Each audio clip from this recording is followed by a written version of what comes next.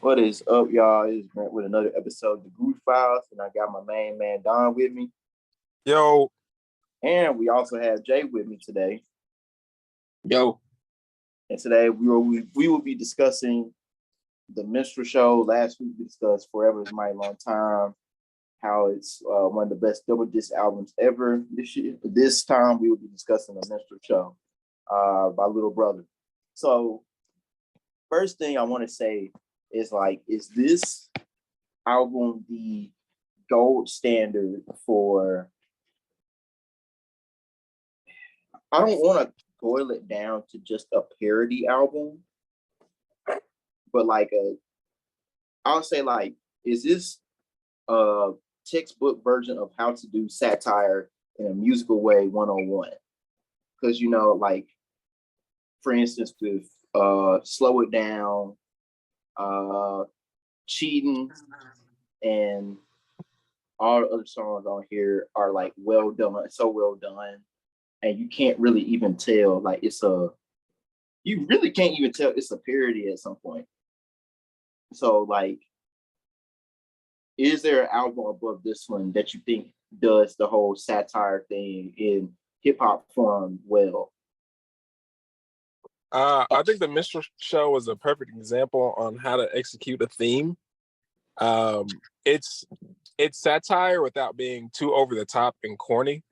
You lean into satire too much and you end up sounding like Weird Al and The Lonely Island and all that other shit and Lil Dicky. But, they were able to do it in a way that had songs like you were saying, Cheating and Diary, skits like Diary, Mad Black Daddy and whatnot. But then you got songs like Hiding Places and Loving It. So it's a very good mix of satire, but beautifully constructed songs in the same way. So yes, I think that is a perfect example of that. Yeah, I would say not even limiting to just satirical projects, but it's one of the more well executed concept albums in general, I think. Because of the way that they, tackle certain subjects. Like even looking at songs like All For You, where they talk about, their relationships with their fathers and how they want to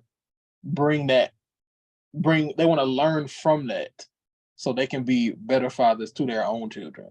There's the way that the album breaks down, I feel like the concept is executed really well from start to finish. Yeah, with I was gonna say with just how they did it, it was so well to the point where they weren't like Don was saying, they weren't really overdoing it in a sense. So my second question is, when we look back on Little Brother and specifically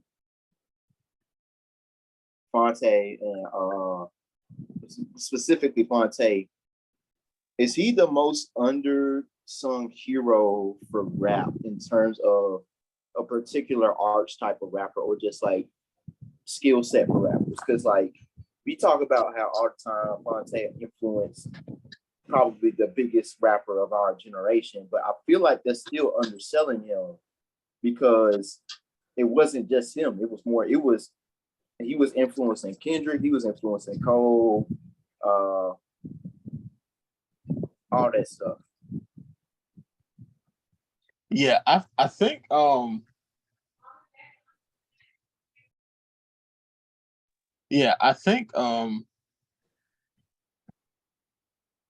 something that Phonte and Little Brother as a whole, I feel like they don't get credit for, is they kind of bridge the gap between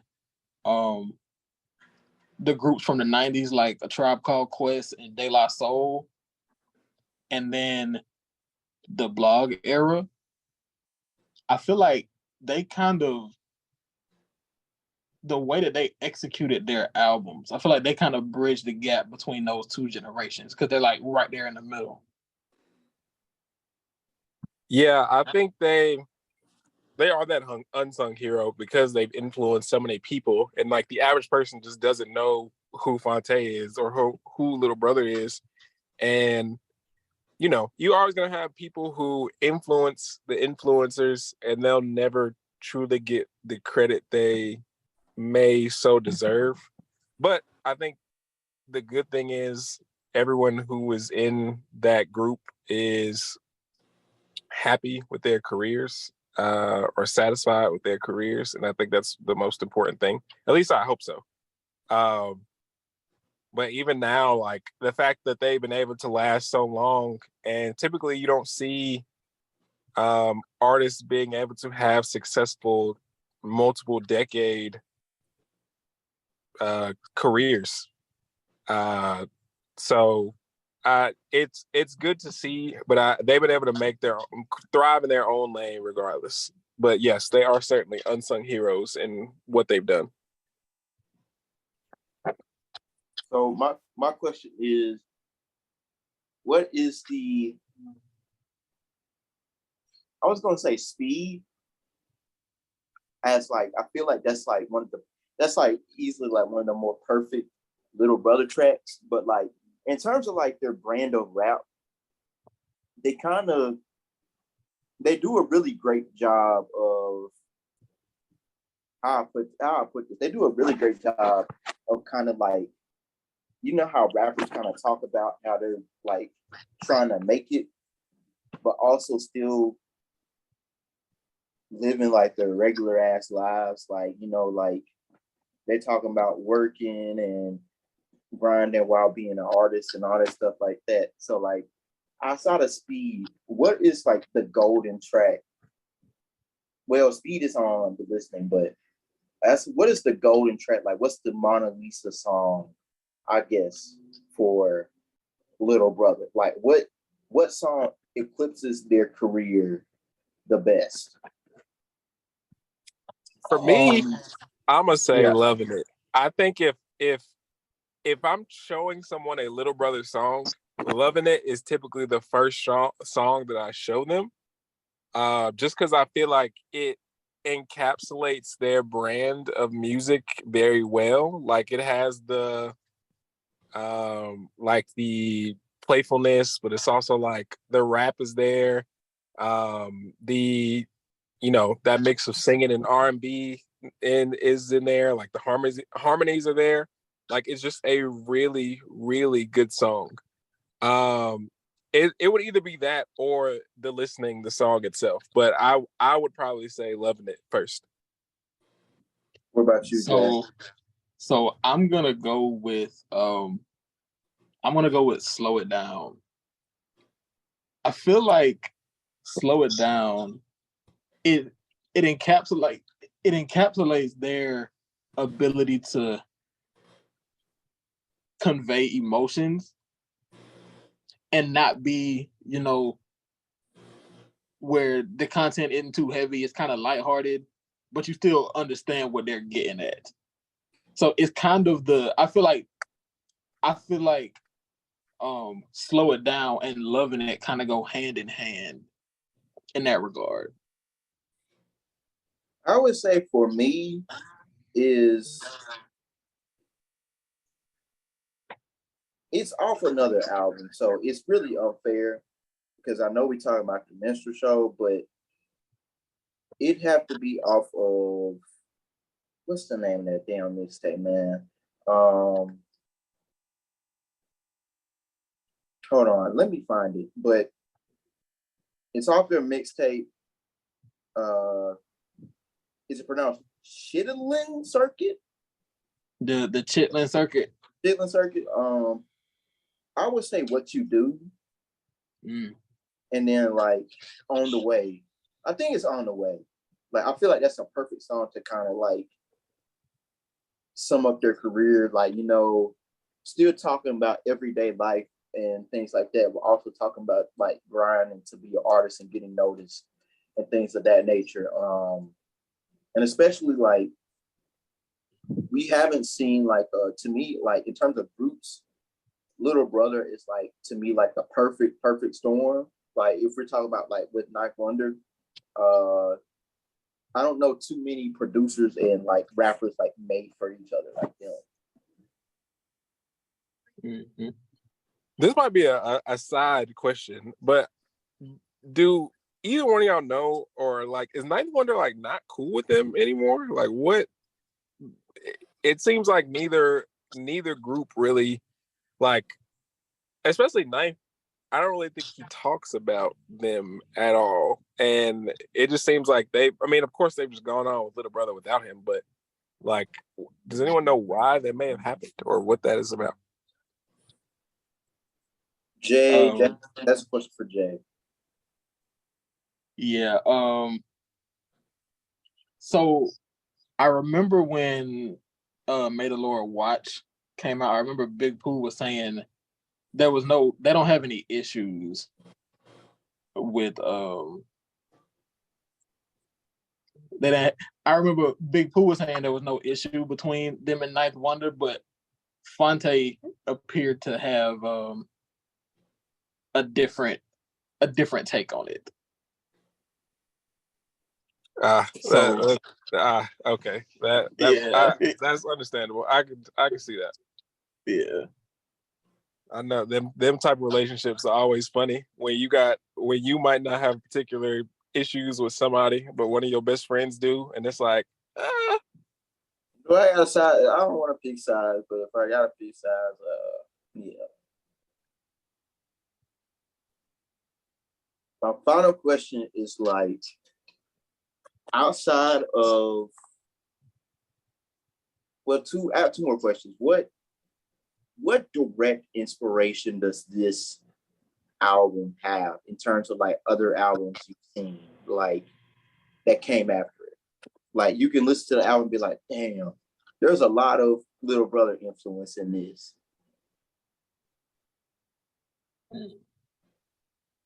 If we're talking about combining serious and important conversations with satirical and funny concepts mixed in, especially like with skits, I think To Pimp a Butterfly is definitely like a good one to think about. I mean, of course, with it being probably the best pro-black album ever, it's so good for what it is, and it has so many different like influences on it, and you could tell it has so many different people on it, which is cool. But then you also had skits like, This Dick Ain't Free, and it's such a funny concept, all despite the meaning behind it and everything that went with it. And it's like I can definitely see those things coinciding together. So if we're talking about direct influence on specific projects, I'm gonna go with Wale's mixtape About Nothing. I feel like the way that the Seinfeld theme was like weaved into the songs, it feels like there was some inspiration taken from the approach that Little Brother went with on the Minstrel Show. And then he also went on to do a full-length project with Ninth Wonder, which kind of just hammered that home even more. So that would be my answer if I had to just pick one. I think I agree with both of y'all. I feel like that's a really great point that you made about To Pimp a Butterfly, Don. Like Kendrick's brand of, I can see Kendrick's kind of like the way he kind of weaves in kind of like the funny thing about his skits and everything like that. I can trace that back to Little Brother. And I honestly can trace that back to Outkast too, a little. But that's besides the point. Jay, I agree with Wale, and like now that you pointed out the whole Back to the Future thing, like I agree with it. Final question: who outside of Drake, who is the closest rapper of our age do we have to Phonte?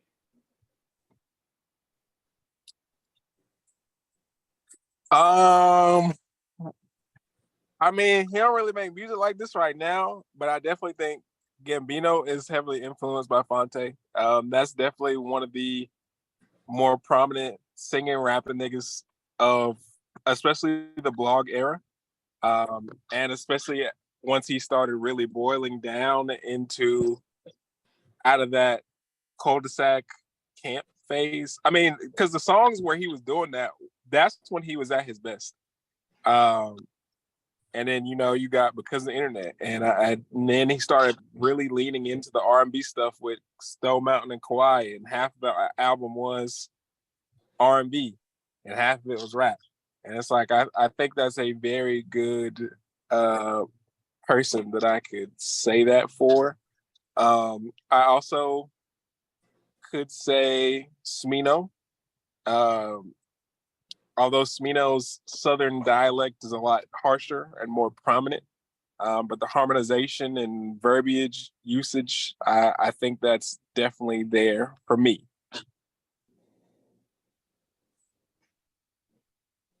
I agree. Yeah, that's interesting. I guess I never put much thought into that, but I think that's a good point.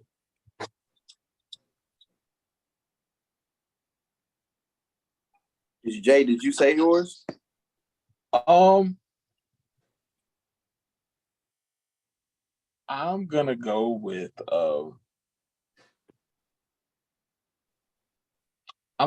Saba. So the reason I say that, I feel like there's kind of a direct lineage in influence. Like I mentioned before, like it starts with A Tribe Called Quest and De La Soul, then it goes to Phonte and Kanye West, and then it feels like the ability to weave some attention to melody along with storytelling ability.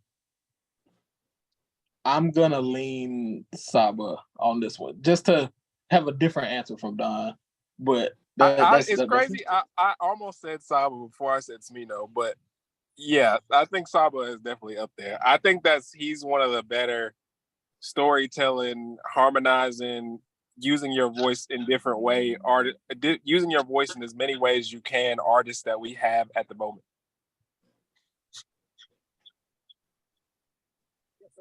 I agree with y'all, because I feel like y'all really smacked that on point when it comes to that. Here's the other final question: who is the closest we have to Ninth Wonder in this age? Like, who's direct lineage? I guess.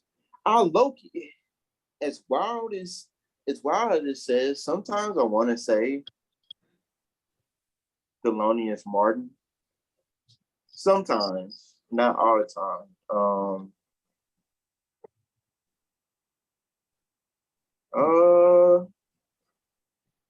I gotta really look, because that's a very interesting question. Yeah, I'm trying to think of the guys from the block era, and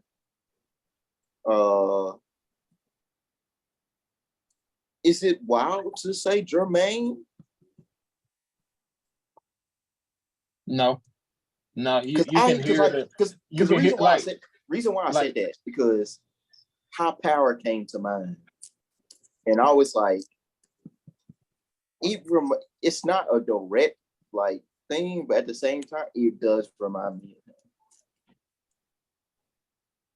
Yeah. Just a little. I think I can definitely say Knowledge. Yeah, Knowledge is a good one. Knowledge is a good one too.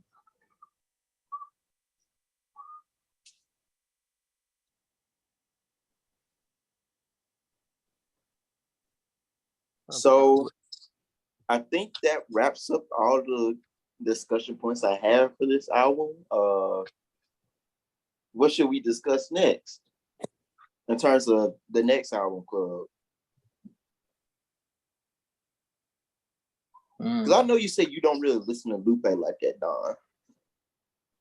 So I've had my experiences with Lupe. I can definitely contribute somewhat. I remember one of my first experiences was with Lupe was listening to Mural, and like that's really one of the greatest songs I ever heard. And then I kind of went back and listened to the older stuff. It's just not something I like grew up with per se. Mm-hmm. What about you, Jay? Well, Lupe was probably my first favorite rapper, if you could believe that. Like early, like 2000, I guess 6 or 7. He was the first rapper that I was like whose music I would be trying to track down, like when new stuff would come out.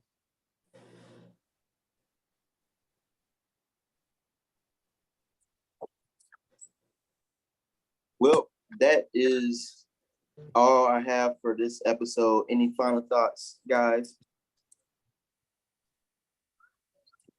If you haven't listened to Lil Brother, definitely listen to the listening, and definitely listen to the Minstrel Show.